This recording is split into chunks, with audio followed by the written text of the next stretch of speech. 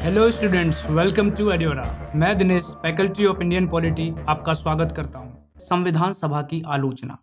संविधान सभा ने जो भारत का संविधान बनाया, बहुत सारे व्यक्तियों ने, बहुत सारे संविधानकारों ने और बहुत सारे वकीलों ने हमारी संविधान सभा की आलोचना भी की है।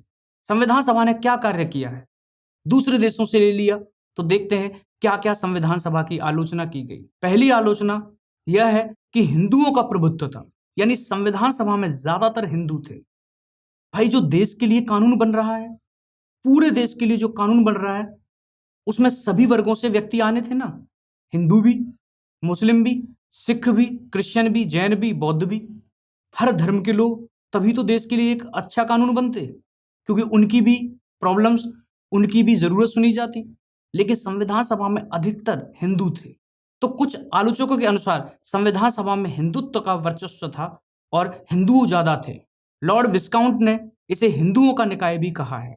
लॉर्ड विस्काउंट ब्रिटेन के एक संविधानकार थे, जिन्होंने इसे हिंदुओं का निकाय भी कहा गया है। विंस्टन चर्चिल ने कहा कि जो भारत के लिए संविधान बनाया गया है, उसमें एक बड़े समुदाय का, यानी हिंदुओं का ज्यादा प्रभुत्व है, उनका रिप्रेजेंटेशन ज्यादा है। तो वो पूरे भारत के लिए कैसे बन गया? तो ये बहुत बड़ी आलोचना है, क्योंकि ज्यादातर हिंदू थे। और हिंदू क्यों थे? क्योंकि मुस्लिम लीग ने मना कर दिया था, देसी रियासतों ने मना कर दिया था। फिर भी कुछ मुस्लिम थे, कुछ सिख भी थे, लेकिन ज्यादातर हिंदू थे, इसीलिए आलोचकों ने इसकी आलोचना की है। दूसरी आलोचना है कि संविधान सभा ने समय की बहुत बर्बादी की, टाइम वेस्टेज बहुत ज्यादा हुआ। अब सोचिए, संविधान सभा ने संविधान बनाने में 2 साल 11 महीने 18 दिन, यानी करीब करीब 3 साल का समय लिया। और वहीं पर अमेरिका की संविधान सभा ने केवल 4 महीने में ही अपना संविधान बनाकर रख दिया। तो ये तो बहुत ज्यादा टाइम वेस्टेज है। 3 साल में भारत का संविधान बना, वो भी 60 देशों से लेकर बना, और अमेरिका ने केवल 4 महीने में ही अपने सारे कानून बना दिए। इसी की वजह से निराजुद्दीन अहमद, जो कि कॉन्स्टिट्यूएंट असेंबली के, जो कि संविधान सभा के ही सदस्य थे, उन्होंने प्रारूप समिति को अपवहन समिति भी कहा है। उन्होंने ड्राफ्टिंग कमेटी को टाइम वेस्टेज कमेटी भी कहा है कि इन्होंने इतना समय ले दिया। जब अलग अलग समितियों ने रिपोर्ट दे दी थी, तो भी इनको काफी समय लगा भारत का संविधान बनाने में। तो दूसरा है समय की बर्बादी। तीसरी आलोचना है कि संविधान सभा में ज्यादातर सदस्य कांग्रेस के थे। संविधान सभा में ज्यादातर जो मेंबर थे वो कांग्रेसी थे, और आपको पता है 208 सदस्य कांग्रेस के थे। काफी आलोचकों का आरोप है कि संविधान सभा में कांग्रेसियों का प्रभुत्व था। ब्रिटिश विशेषज्ञ ग्रेनविल ऑस्टिन ने टिप्पणी की कि संविधान सभा एक दलीय देश का एक दलीय निकाय है, कि संविधान सभा एक ही पार्टी की है, क्योंकि ज्यादातर उसमें कांग्रेसी थे। उन्होंने ही भारत का संविधान बना दिया, यानी एक दल ने हर वर्ग, हर जाति, हर रंग, हर संस्कृति के लिए कानून बना दिया, जिनको उनके बारे में नॉलेज भी नहीं थी, उनके बारे में ज्ञान भी नहीं था। नेक्स्ट है वकीलों एवं राजनीतिज्ञों का प्रभुत्व। संविधान सभा में ज्यादातर वकील थे, और वकील थे तो समय की तो बर्बादी होगी, क्योंकि वकीलों का काम क्या होता है? डिबेट करना, बहस करना। कोई भी कानून बन रहा है, उसके अगेंस्ट बोलना, फिर दूसरे वकील कुछ बोलेगा, फिर तीसरा, तो समय कितना लगता चला जाएगा। तो संविधान सभा में अधिकतम मैक्सिमम लॉयर्स थे, अधिकतम वकील थे, एवं राजनीतिज्ञ बहुत ज्यादा थे। इसी की वजह से संविधान सभा संविधान बनाने में समय लेती हुई चली गई। इसलिए संविधान के आकार और उसकी भाषा के पीछे मुख्य कारण यही है कि उसका आकार इतना बड़ा हो गया, और किसी वकील ने अलग दिए, फिर एक राजनीतिज्ञ ने अलग तर्क दिया, उसके बाद संविधान बनाया गया सभी की चीजों को जोड़ते हुए, तो आकार बड़ा होता चला गया। नेक्स्ट आलोचना की गई कि संविधान सभा एक प्रतिनिधि निकाय नहीं है। प्रतिनिधि का मतलब क्या होता है? आज की डेट में, आज की तारीख में हमारे देश में संसद हमारे लिए कानून बनाती है, या राज्य विधानमंडल राज्य के लिए कानून बनाता है। तो संसद में क्या कांग्रेसी ही है? क्या संसद में हिंदू ही चुने जाते हैं? क्या मुस्लिम ही चुने जाते हैं? ऐसा नहीं है।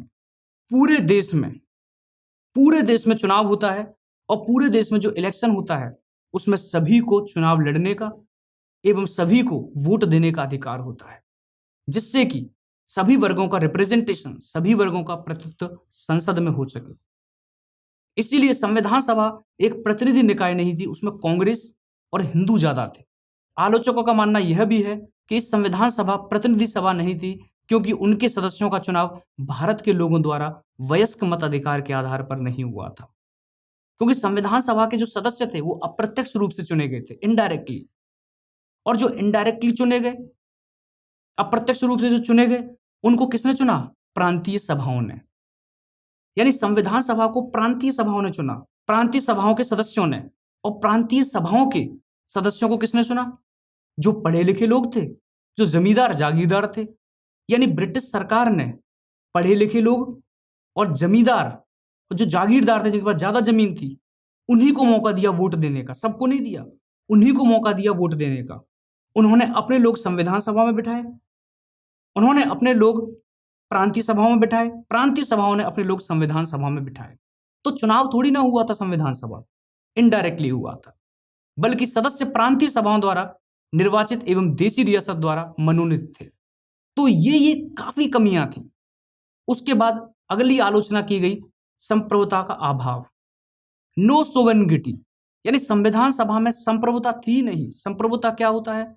जो निकाय, जो डिसीजन, जो निकाय, जो बॉडी, कोई संविधान सभा या संसद या कोई भी जो अपने निर्णय खुद लेता है बिना किसी बाहरी एवं आंतरिक हस्तक्षेप के, उसको बोलते हैं संप्रभु। स्वयं में प्रभु, ध्यान से सुनिएगा, संप्रभु को अगर तोड़े, स्वयं में प्रभु, अपने आप में भगवान, और भगवान अपने निर्णय खुद लेता है बिना किसी बाहरी और आंतरिक हस्तक्षेप के। तो याद रखिएगा, यह शब्द बार बार आएगा, संप्रभु। क्या मैं संप्रभु हूं? क्या आप संप्रभु हो? मैं संप्रभु नहीं हूं। मैं खुद कमा रहा हूं, खुद बाहर जा रहा हूं, खुद आ रहा हूं, जा रहा हूं, कुछ भी कर रहा हूं, मैं खुद कर रहा हूं, मैं अपने निर्णय खुद ले रहा हूं, लेकिन फिर भी संप्रभु नहीं हूं, क्योंकि मेरे ऊपर मेरे माता पिता का हस्तक्षेप है, उनके डिसीजन भी मेरे ऊपर काम करते हैं।